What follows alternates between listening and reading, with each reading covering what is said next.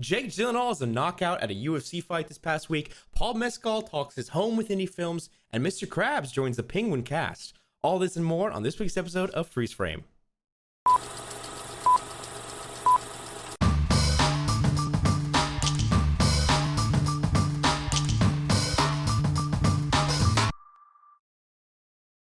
Welcome back to Freeze Frame, brought to you by Strictly Casual, where in the intro we didn't even mention the most exciting part of this episode, in my opinion, which is predicting the Oscars that are happening this weekend, which is probably the biggest thing that we're doing. But this is the show where we stop to take a moment to discuss all the heavily talked about news of the week having to do with movies, TV, streaming, and pop culture. I'm one of your hosts, Vincent DeSantis, and today I'm joined, as always, by Ryder Maldonado, baby. Welcome to episode 101. Ryder, I want to confirm that I'm using the correct microphone. You are. Yes. Beautiful. Yesterday Thank you. I was like, ugh. All good. We got a little housekeeping. Just give us a review. It helps us out a bunch on audio platforms. Seriously, like if you're listening on audio platforms over there, if you just scroll to the very bottom, there's a little 5-star thing. Or hey, give us an honest rating. Yeah, I'm just saying it's 2. out of 5 stars. Yeah. Drop there. Leave us a little note what we could do better. It helps us out a bunch. And then we got Discord if you want to stay up to date and join the community. TikTok, of course, for quick updates and news on anything pop culture. And I wouldn't even just say TikTok. It's YouTube Shorts also and Instagram Reels. If you want to go to all three, it's the same content on all three. So whatever one you prefer, and Instagram and Twitter as well. Wow, yeah. Well, welcome to 101. Welcome to 101. Oh baby, freshly showered, feeling great, and what a time. So. We're hitting the Oscars week. It's that week before, so it's gonna get crazy. Mm-hmm. But something that's fun. I guess I want to get into your first one that you brought. Oh man, this past week. Yeah, so, I mean, really nice timing here. Creed 3 comes out, right? Ryder and I go see Creed 3. Had a blast. Had a great time. Yeah. What a great movie. We could talk about it more at the end. But the same week, there's a big UFC fight happening. UFC, what was it? 285, right? I don't know who was fighting. I didn't watch the fight. Yeah. Anyways, Amazon, who's producing a new movie called Roadhouse, which is a remake of the original 1989 film. Roadhouse. Did I say Roadhouse? Yeah. Roadhouse, yeah. I was like, Roadhouse. Okay, Roadhouse. My bad. Have you seen Roadhouse with Patrick Swayze? No, but I've looked it up. You know where I know it from? From Family Guy, because Peter always talks Roadhouse, and he does a roundhouse kick. And so then I looked up what it was, and so I looked at the synopsis, and I was like, "Oh, this is a cool movie, Patrick Swayze." It's a good movie. It's been a lot of years since I've seen it, but yeah, check it out. Anyways, Jake Gyllenhaal is going to star in the remake of it, and they used the UFC fight as a set basically to film part of their movie this weekend. Like we saw videos online of Jake Gyllenhaal taking off his shirt and like doing the weigh-in, and getting the face in front of the opponent before the fight, and then even some fighting in the actual ring, just to give it kind of that realism feel, I guess, of that. Mm-hmm. I don't know. It's wild to see him act, because like it's all fake, and you're like watching him, and he's in this character, and even the announcers they get the name. They're like, here we're welcoming, like, let's say like Jack Gyllenhaal or something, right? And he's there, and he's like, I don't even know why I trained for this guy. And so it's cool that you see Jake in it, right? Like he's somewhat method, right? So he's he's fully immersed. I don't know, I don't think method describes fully immersed. It's just like he's just acting. But I mean, like isn't he method where he gets into it? Like I don't know if he's a method. I don't know. Method's like a dangerous term. It's like I don't know. Well, because I would say like Joaquin Phoenix is more method, right? I'm talking method versus technique.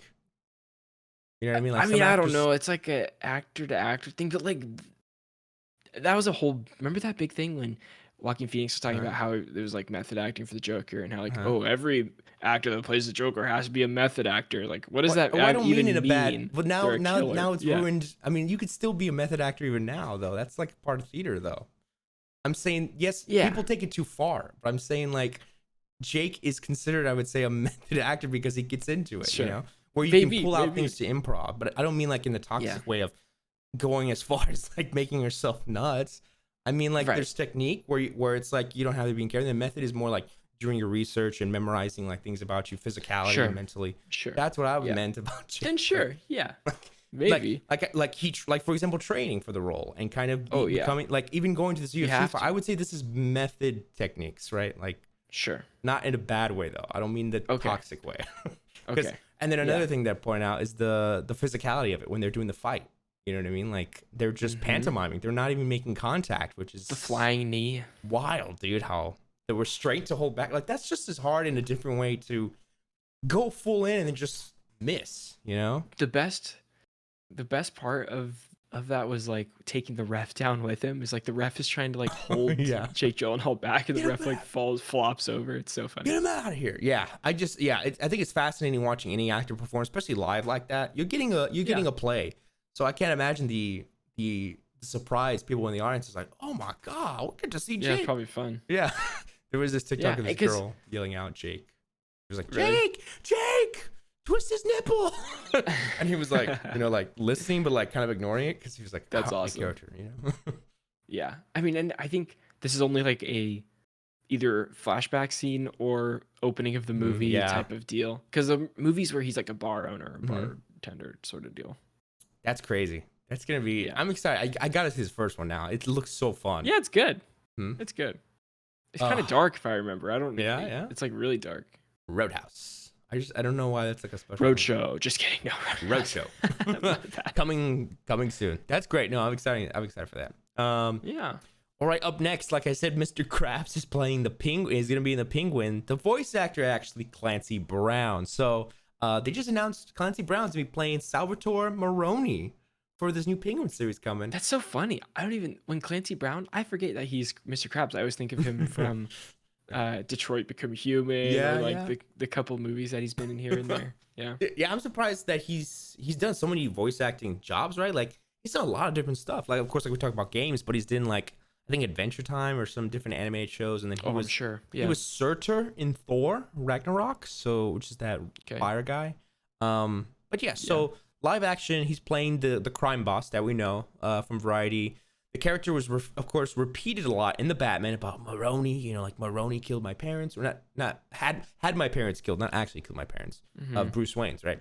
And so the criminal empire that is, Carmine Falcone, and now with Penguin coming back, I think it's gonna be cool to actually see the guy, maybe in flashbacks, but probably, like a competition between now.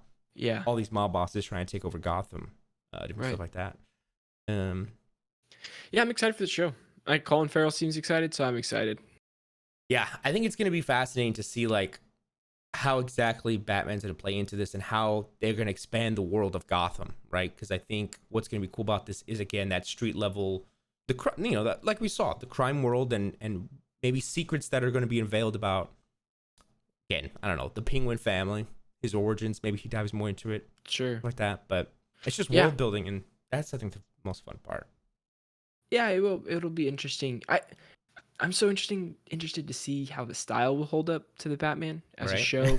Especially with WB, cutting all of its shows and axing all the stuff, and the budget's going down on seasons of stuff. It's like, will it be up to par with the Batman? I have no idea. I don't know. Are they pulling out those same lenses? Like, is the look kind of like you said? Right. Like, it's literally like, oh, we're using a different camera, and it's gonna be like color graded to like CW show. No, I'm just kidding. But yeah, dude, I would be so bummed. Because it would feel like the world would break. Yeah, like that world would break if it looks like that. Oh man. Let's see. We also have Sophia Falcone, the daughter of Carmine Falcone.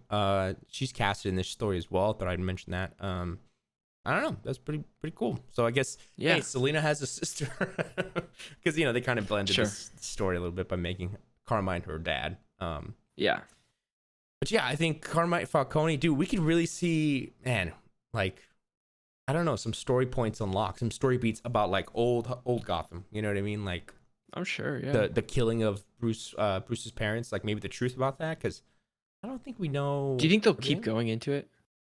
Like, I feel like they're ready to just forget about it. Like, let's do something else. Maybe it's a big maybe. Yeah. I just say because of Salvatore, but maybe not.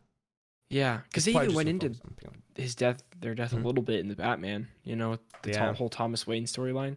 Maybe they're like, it does seem like they're distancing themselves, right, from it. They're like, just forget about it, move on. Yeah, right? It's just like, I don't know. I feel like same way they did Spider-Man in MCU is like everybody knows what happens. He got bit by a spider, and here we are. Like we get it. I feel like that's the same with Batman's parents. Of like, okay, Batman's parents died, believe it or not. Yeah. Unless it builds the story, then definitely.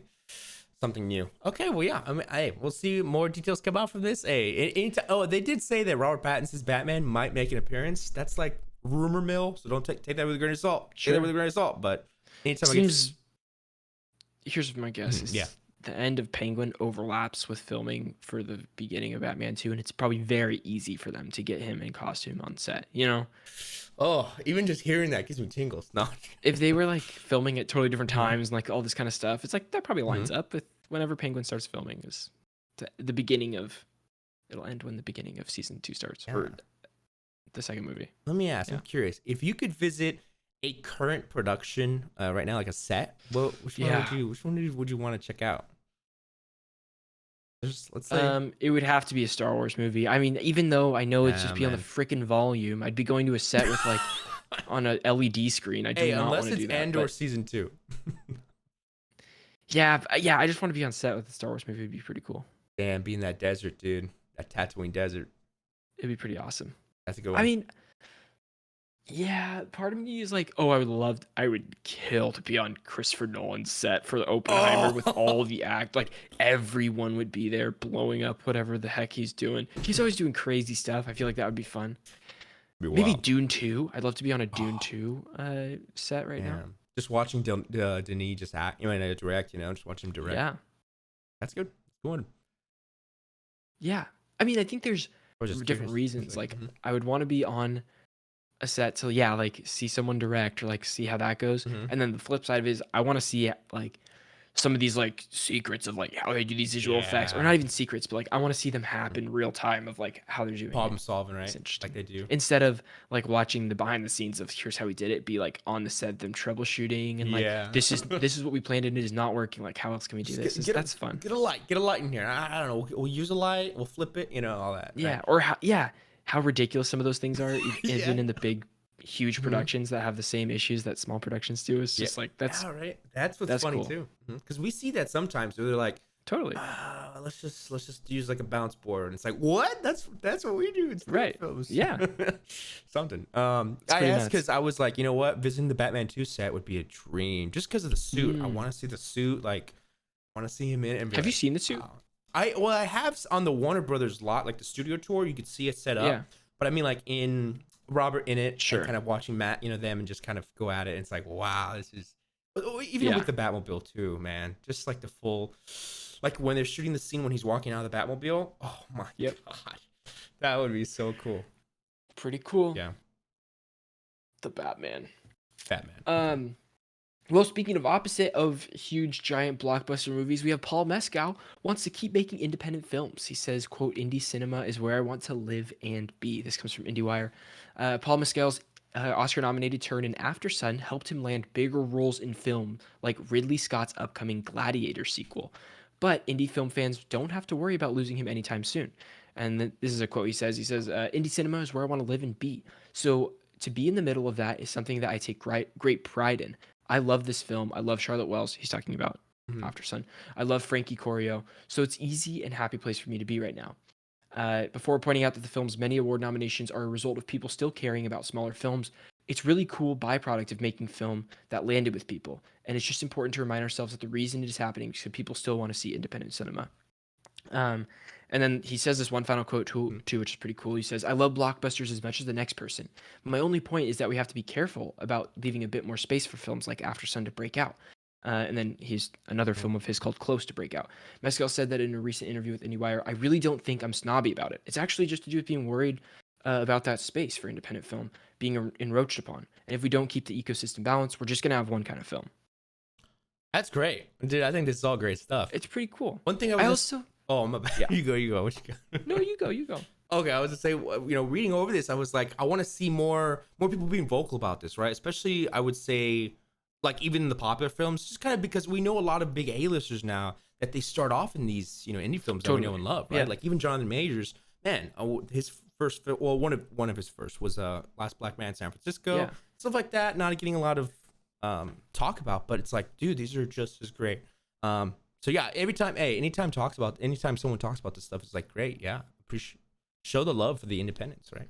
Yeah, I just think I like how, first off, Paul and After Sun is so good. We'll talk about it. He got nominated for Best Actor, which is awesome. But like, he's doing Gladiator next. Like that's gigantic. That is huge. That'll be a multi-million-dollar box office movie, hundreds of $1 million box office movie. But he's like he can do that and still go back to like small films, and then he could do another big film like small film, that sort of thing. It's not like he's after Gladiator he's stuck only being in something. Happy that he can choose, right? Not that many actors get that option to be like, I can choose what I want to do. Also, what a great casting, because you reminded me and I instantly looked it up. I was like, oh my god, he looks like Russell Crowe. He's playing his son, right? And I'm like, dude, that is what a cool story. If you're gonna do a sequel to Gladiator, it's like, dude, Gladiator's gone, his son, man, like, oh, that's gonna be great. It's gonna be awesome. Dude, I mean, we talked about that I think a while back, right? Like that news, because I just watched Gladiator last year. Oh yeah, I gotta rewatch it, man. I remember I watched it a lot with my dad whenever it came on TV, and it's like it's one of those greats, but definitely want to see it again. Totally. But yeah, this is cool. I think a lot. Look, I always say indie films, but a lot of times there are indie films, and then like A24 does genre movies, and I think that I'm always confusing those as indies. Are they even considered indies? Because A24 is such a big company. Yeah, A24 is. I mean, they don't even produce. They produce sometimes, but they're a publisher first and foremost, so they'll purchase movies to distribute. So they're not even. You're right. So I mean, they do produce some movies now because of their size, but they are the top of independent cinema, meaning like movies that they release, I would say everybody are watching. Like The Whale. I mean, The Whale and Everything Everywhere are nominated for Best Picture, and they're both A24 movies. Like things like that. So technically, an indie film is made small, but they're getting A24 to just distribute it. So it's okay to say that A24, I shouldn't say produce, but distributes these indie films, right? Sometimes. Yeah. Okay. So like, Neon is another one. Neon. Yeah. Okay. But they also, I mean, I think the power of publishing makes these movies, the reception of it, bigger than it would have been, which is cool for indie cinema, right? Yeah.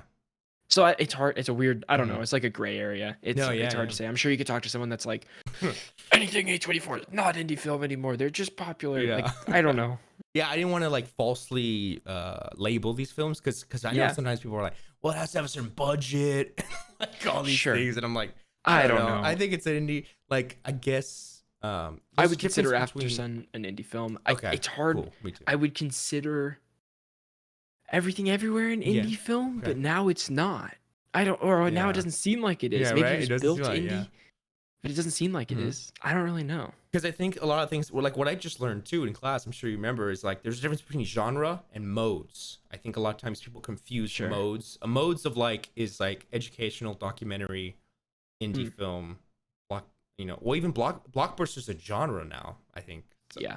Totally. So it's confusing. It's in event films. They're like, it's like the Demon Slayer movie that came out this week. It's like people aren't watching that people are watching that just as an event. It's not even you're not rating it on a scale. You're just watching it to enjoy it, and then you leave. That sort of thing. Yeah, that's true. It's weird. Well, I'm sure we can both agree. Everybody out there, if you want to, if you're catching up with the Oscars, put After Sun up there on your list because man, that's a really good one. But I'm glad to hear about this. Okay, well. Switching gears, Nosferatu, the iconic vampire that we all know from the children's stories. Robert Eggers is working on a new film, and they just casted Aaron Taylor Johnson. And we've talked about this briefly. I wanted to mention the cast and then kind of a little synopsis. We have Willem Dafoe, Lily Rose Depp, Bill Skarsgård, Nicholas Hoult, which I put is kind of funny. It's funny because he always plays a freaking jumpy guy, bro. Every movie that he's in, he plays a jumpy guy. He played in X-Men. He's a jumpy guy. And he's gonna be a jumpy guy in Nosferatu, and he's gonna be a jumpy guy in Renfield. He's in Warm Bodies, also kind of a jumpy guy. Like he's always playing these weird dead characters. I don't even know. Jumpy. That is so accurate. Yeah, he's typecasted for sure. I would even say.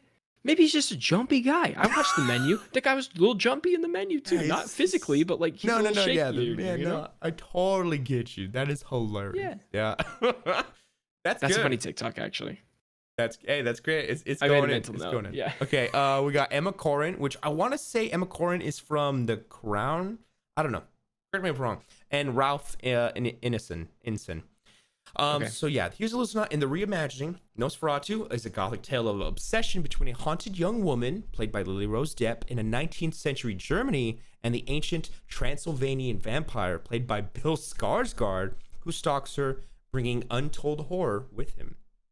And all I gotta say is, this in any other world, this would be like, okay, like Renfield. But the fact that Robert Eggers is attached, we just, we know he does world building. well, right? World building, I think, is the thing for him. I couldn't be less interested in vampires. Oh, Like, I no, guess in yeah, me general. too. No, Like, 100%, yeah. there's nothing you could do to get me to like excited about a vampire film for It's some been reason. overdone I know, like, for 100 years. What We Do in the Shadows is hilarious take on vampires, like that Oh, kind that's of the thing, one right? exception. No, yeah, that's the one Right, exception. right. Yeah, I mean it's different, but I love Robert Eggers and the Mm-hmm. movies he makes. Are you kidding Yeah. me? Like, so this could be interesting, and the cast is really good. But it's hard for me to be like, I wish he was doing something else. Like that's kind of where my head's at. It's like I wish he wasn't doing vampires. But It's hard to I'm do a sure new he'll make it take good. on it because it seems like every style's been done, from war to comedy to romance, even like every Yeah, genre with the you have vampires, right? Coppola's Dracula. You have Yeah, like yeah. all sorts of stuff. It's Yeah, funny, but that's crazy how this characters stand the test of time. Like werewolves and vampires was Universal's, original. That's their thing, and yeah, maybe when he was working on, I know that Northman was with Universal, right? I want to say, I think it was. So yeah. I don't remember. maybe there was a Could thing where be. he's like, okay, Universal, I'm with you guys. Let me do a monster movie. Yeah, They're the kings of monsters. They've always done it. it's amazing. Look, I still want the Dark Universe. I still think Invisible Man. Every time that movie comes I back, really like Invisible Man. Yeah. man. I mean, don't even make it a universe. Just make another Invisible Man movie. Yeah, give me Like that sequel, Invisible yeah, Woman. sure, something like that. I would love that. Amazing film, dude. I really liked Invisible Man. That was like surprisingly good. Where I had like super low expectations. Like this is gonna be dumb. Yeah, yeah. This is awesome. I know. This is, yeah, I was really like, good. what? It's the suit, dude. I just love like tech. It is really cool. Off the high of Iron Man. So I was like, oh, it's tech. It's a suit. Yeah, they made it more. I mean, it's more Modern. believable that Yeah. way than like a cloak or whatever it is in the. I forget Little what it cameras. is in the book originally, but yeah, pretty interesting. Ryder, take us away into the clip. Are you ready? All right, here we go. Try my best. In 3, 2, 1, go. The Oscars 2023 are upon us within a week, and we are going to be breaking down the top 5 Oscars, some of the biggest awards, and kind of giving our expectations as well as what can we expect, our hopes and dreams for this show. Let's get into it. What do we got here? Actors? Let's start with Best Actress. Ryder, I want you to give me first run down the list, and then I want you to tell me what you want to win and what you think is going to win. Those are the two. That's great. Here we go. Best Actress Supporting Role: Angela Bassett, Black Panther: Wakanda Forever; Hong Chow in The Whale; Carrie Condon, Banshees of Inisherin; Jamie Lee Curtis, Everything Everywhere All at Once; and Stephanie Hsu in Everything Everywhere All at Once. Ooh, man. Okay, what I want Angela Bassett, Black Panther. That's me, the Marvel side. Man, that's tough. I do think Hong Chow potentially might take it for Whale. She's been getting a lot of love. I feel like the Oscars might side with her, or maybe Angela. Hong Chow, I think we'll take it. I want Angela. Interesting. Yeah. I think of all of these, I think I want Carrie Condon to win from the Banshees of Inisherin, and I think she will win. Okay. Even though Jamie Lee Curtis getting a lot of love for Best Actress in a supporting role. I started The Whale last night. I'm halfway through, and I don't think Hong Chow is like great so far in it, but I haven't seen all of it. She's also in The Menu, if you remember. She's the sous chef, which is pretty cool. Yeah. That is crazy. And I think Angela Bassett's really good in Black Panther: Wakanda Forever. And Stephanie Hsu's also great in Everything Everywhere. But Carrie Condon on both for me. I'm gonna put both my chips on that one. If she won, I would not be sad. I would not be sad at all. Thanks. Next up, we have Best Actor in a Supporting Role. We have Brendan Gleeson in The Banshees of Inisherin, Brian Tyree Henry in Causeway, Jude Hirsch in The Fablemans, Barry Keoghan in Banshees of Inisherin, and Kihei Kwan in Everything Everywhere All at Once. I'm gonna go with. This is so hard for me because it's dumb. I know it is for you. I think these Banshees in Everything Everywhere like dominate this category for me. In like, I really think that Barry had such a great performance in Banshees, but I want Kihei Kwan to win, and I think Kihei Kwan will win. What do you think? I'm right there with you, dude. Like, I think about Barry Keoghan, and man, he gave a very nuanced performance. It's so good. It's powerful. But Kay getting his love, and man, he was emotional, and I think he really connected to me and a lot of people in the audience watching. Yeah. I think I want him to win, and I think he will take it.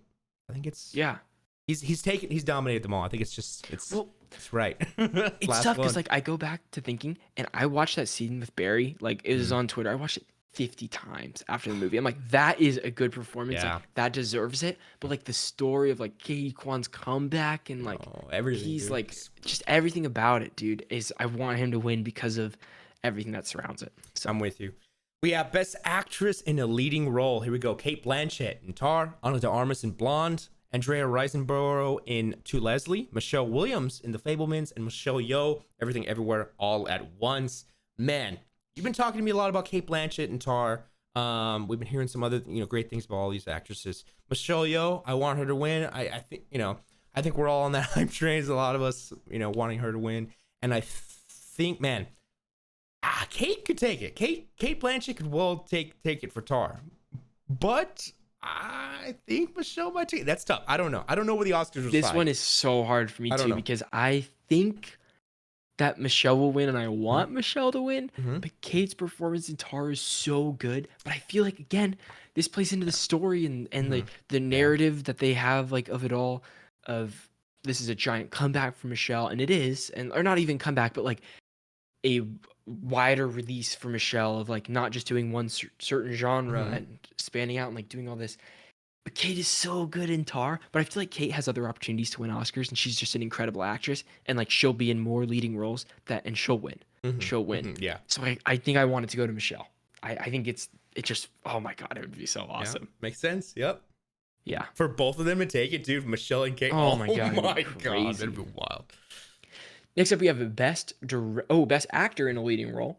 We have Austin Butler in Elvis, Colin Farrell in The Banshees of Inisherin, Brendan Fraser in The Whale, Paul Mescal in Aftersun, and Bill Knightley in Living. We just talked a lot about Paul Mescal in our full episode. If you want to check that out on the full podcast, episode 101 of Freeze Frame, if you want to check that out. Comments in the description. I think of all these ones, I think for best actor in a leading role is very hard for me as well because I hold Aftersun and Banshees very dear to my heart, and I want Paul Mescal to win. I'm about halfway through The Whale, and I think Brendan Fraser's performance is really, really good. Yeah. Really, really good. Really good. And so I would be happy with him winning. I'd be happy with Paul winning, and I would also be extremely happy with Colin Farrell winning. My favorite actor. God, I love him. No, that's great. Yeah, look, it's tough for me because Elvis is such a strong force in my family. I loved Austin Butler's performance. I think it's going to be not an upset, but I think it's going to be a surprise on who's going to take this. I think we could see potentially, well, not surprise. I think they'll give it to Brendan Fraser. I think it both fits with, he gave the great performance, and I think it fits with the story too. Because the Oscars about the story. Yeah. I think Brendan will take it. Colin Farrell won at the Golden Globes though. But again, I think that Hollywood foreign press. Oh, yeah. So we don't know. This could be different. Yeah. I think Brendan will win. Maybe. I think Austin Butler has a shot of winning this too. I don't think his performance is bad in Elvis. I think some people, there's this whole like anti-Elvis train that is like exists. Yeah. And I don't really get it. I think it's pretty good. I don't think it's like terrible by any means. I think Tom Hanks isn't amazing in the movie, but that's a whole different thing. And I can see him winning, but I think before I saw Banshees and The Whale and Aftersun, I thought Austin Butler was a lock for best actor. I was like, he's for sure getting it. He goes in, dude. Like, that was a performance, and I think there's way better performances this year. Like, way better. And it's crazy. Colin, Brendan, but even Paul Mescal, like, if they did something crazy, like, give it to, like, Paul, good. Like, I'd be like, oh my God, what? Like, but I don't know. I'd be so happy. It's a little too soon for him, maybe. Give him a chance, but the nom is still I don't great. know. I'm not ready to say too soon for him, but yeah, maybe. Okay. I don't know. Well, it was, like, early in his career. I don't know if he's been acting a lot. Maybe not. That's okay. Why not? Okay. Why can't someone win an Oscar? Dude, and then your life is set. Yeah, right? why not? Okay, good point. Here we go. Best directing. We got The Banshees of Inisherin, Martin McDonagh, Everything Everywhere All at Once, the Daniels duo, Fablemans, Spielberg, Tar, Todd Field, and Triangle of Sadness, Ruben Östlund. Here we go. I think they're probably gonna give it to Spielberg because it's Spielberg, and I think that he's been winning everything for the Fablemans. Yeah, it's the most personal of his story, and I think that, I think the direction. Great. I mean, if Daniels won, though, what a triumph that would be for them, man. I think huge. It would be huge. I think Daniels have a chance. Dude, I think there's a shot that Everything Everywhere wins all of these awards. Like, it's crazy. It's 100%. Crazy to say. I'm with you. I think that Fablemans will win because, again, yes, Steven Spielberg is an autobiographical film, and personal story. I want Tar to win. I think. Yeah, that would be. I'd be like, yeah, makes sense. I think Todd Field directs the hell out of that movie and like makes just very mundane conversations extremely interesting. From the clips It's I've seen, really good. Yeah. And finally, the Here we biggest go. category of them all is Whoa. Best Picture, which we have 10 million nominations this year. We have All Quiet on the Western Front, Avatar: The Way of Water, The Banshees of Inisherin, Elvis, Everything Everywhere All at Once, The Fabelmans, Tar, Top Gun Maverick, Triangle of Sadness, and Woman Talking. This is so hard for me. I think that Everything Everywhere All at Once is going to win, and I also want Everything Everywhere All at Once to win. Okay. Yeah, that's good. That's good. Look, I want Everything Everywhere All at Once to win, but you don't think so? They might go Banshees, dude. I think they might go Banshees. They could totally go Banshees. It's a great film. You know what I mean? Like we've seen the history of the Oscar and what they've given it. Yeah. And it's like everything could win director, actor, actress, and all that. But then they say, look, but picture overall, and even directors, right? Daniels too. But then they say picture, and it's like Banshees of Inisherin, and it's like. Can you imagine a world where they're like, Avatar: The Way of Water has won Best Picture? I would flip. But if I would be so upset. If we're talking that case, I would say the Top Gun though wins on that coin. Yeah, me too. If they go that way. Top Gun, like Look. I don't even know if I could be mad if Top Gun wins because it was a great movie. It's like, and everybody will. Good for you, Oscars. Yeah. I'm with you. It would be so interesting. I'm sure there would be a group that is like, you know what? Yeah, it deserves Best Picture. And then on the flip, there would be the side of like, how could you do this? It didn't even get nominated for any other category. How is there, if there's no Best Actors, writing, screenplay, costumes, sound design should win. Like, it should be nominated for Best Cinematography for sure. It should be in that category. And it should be a contender in that category. Good point. You know? Yeah. Or maybe like All Quiet, but no, or like I don't think Triangle of Sadness win because it's kind of making fun of them. Which one? Triangle of Sadness. I want to say that's like making fun of it's like a Eat the Rich film. I don't know. I haven't seen it. I just saw it's on Hulu now. I'll be watching it tonight after I finish Whale. Yeah. Again, like we said, Tar. Like it's one of those where they would give the awards to something else and maybe split it up.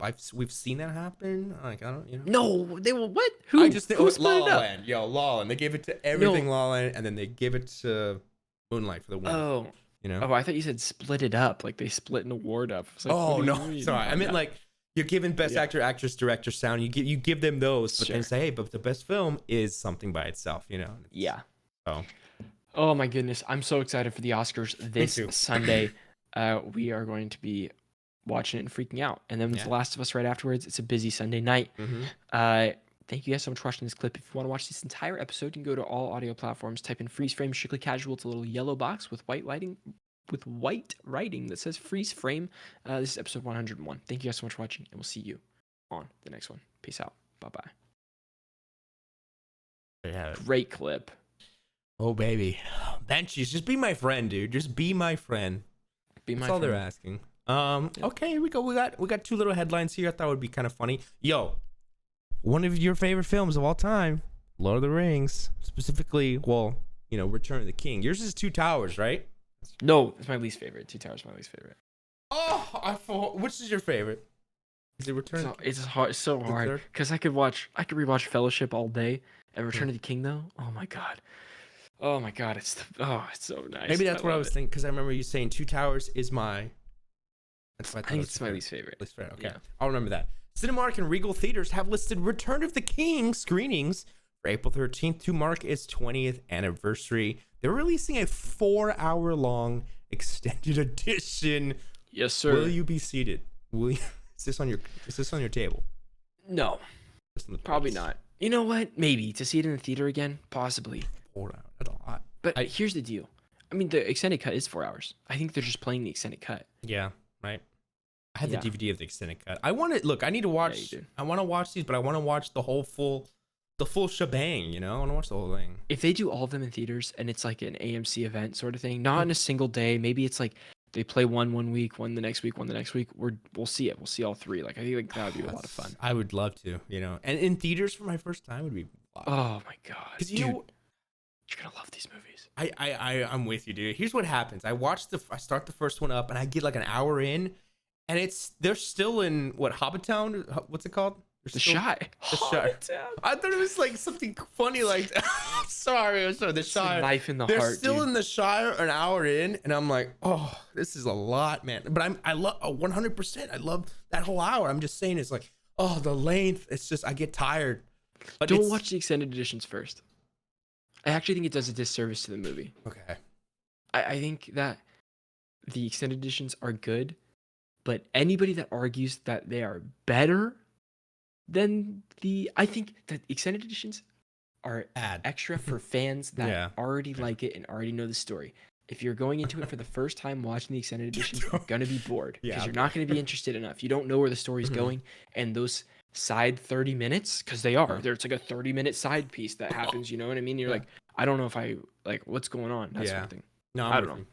Okay, well, I'll give it a shot. Dude, I want to give it a shot, man. Because look, I know where you are with the Hobbit versus these. I love the Hobbit movies. So I can't imagine what I'm God. Yeah. You know? Those Hobbit movies. The GoPro shots in The Hobbit are so funny. It's just hilarious. Yeah. Yeah. The whole movie's funny. Here we go. You can take it. This is for you. Okay, this is a question that you're asking me. Yeah. I'm gonna ask myself the question. Okay. Ryder writes to me. He says, "Some of the best release windows of any streaming service?" ? What does that mean? What do you mean by that? So I know it's my language is weird. Does HBO have some of the best release window of any streaming service out there? Because what release window do you mean? Like a fall, summer, spring sort of thing? Yeah, because it was White Lotus to Last of Us to now Succession, and this is mainly because of the new trailer. So I want to ask you, do we think that HBO has had kind of the best releases of boom bang to back like bangers? Or I just think HBO has nailed the release thing, like of having weekly releases. It's proven time and time again to be more effective than Netflix and Amazon's drop the entire season at once. Like it's proven every single week when the conversation keeps coming up. Whereas like Ozark, a show that you had built for 4 years, has a incredible final season, drops all at once. That conversation's 3 days and it's gone. Whereas we have Last of Us conversations for 2-3 months now. Same with White Lotus. We'll have that with Succession too. I mean, just like it feels like a no-brainer to me to do a weekly release, and I feel like that's how they're succeeding, less than one show after another show after another show. Because in reality, I think Netflix has more original content coming out week after week than HBO, so it's hard to compare quantity over quality. For sure, they definitely are dominating the news cycle this way by having everything released so perfectly. Like as soon as Last of Us ends, the week after Succession starts. Yeah, I know why it's kind of going against what you said, but I'm with you. Right. So a new trailer for Succession dropped. Did you see the final trailer or there's the teaser? I just saw the thing before Last of Us, which was like 30 seconds or 20 seconds. Man, I'll just say it's Endgame, baby. They're bringing everyone back. it's going all in. I'm sure. So the excitement level went up to a full 10. I'm like, oh, what are they gonna do? What's the catch? With this season? It's gonna be wild. It's gonna be crazy. I'm already stoked. Yeah. Yeah, based on how they released it. But my roommate's watching Outer Banks, Paradise on Earth. Apparently this season is horrible, like really, really bad writing and stuff. I'm just hearing nonstop bad things. So he's like, I think I'm gonna jump ship and start Succession. I was like, that's what I'm talking about, baby. That's a big change. Which roommate is this? So I can bless. This is Justin. God bless. Yeah. Let's go. Yeah. It's great. Also with The Last of Us, isn't it wild that the viewing numbers have gone up from like what? Yeah, we talked about that last week. I don't really know what they have been the last 2 weeks, but yes, pretty nuts. They've almost doubled. I've seen based on it was like 500,000. Now it's almost like 1.4 million, which I think House of Dragon had 1.5 at the start, and then went up to 2.5 million. So I mean, dude, Last of Us is. I heard it outpaced. When we talked about it last time, we had all the numbers that said that Last of Us outpaced the growth of House of Dragon. House of Dragon's had more viewers, but like the pace at which it's growing is much bigger. Yeah, for sure. I think it is. Yeah. Good stuff. Okay, well there you have it, ladies and gents. Man, Oscar week. Okay, if anything, hop into our Twitter, hop into our Discord, throw in your thoughts on the Oscars. I don't know. Yeah, if that doesn't interest you, let us know what is. Yeah, we're just throwing that out there because Oscars is big for us. But anyways, thank you guys so much for watching and being a member on YouTube. We have more content coming your way. We got Instagram, Twitter, Discord as well. Of course, enjoy your week, everybody. Enjoy this week of February 5th. I hope it's a great one. Ryder on spring break. I'll be slaving away at work, but pain. Oh, I'm sorry. We might have something fun this week. Yeah. Oh, yeah. We might really have something fun this week. You know what I'm talking about? Yeah, no, I know what you're talking about. Yeah. Oh, I baby. need to see if I can get off work a little bit early. Yeah. Oh my God, imagine. Well, I'm gonna have to try. There's no shot I make it. Of course. Yeah. I don't. It's gonna be sad. I'm waiting to get this ticket. Okay, yeah, sorry. Stay tuned to our social media. Maybe you'll see us at whatever we're doing. Appreciate y'all, and we'll see you next week. Bye-bye.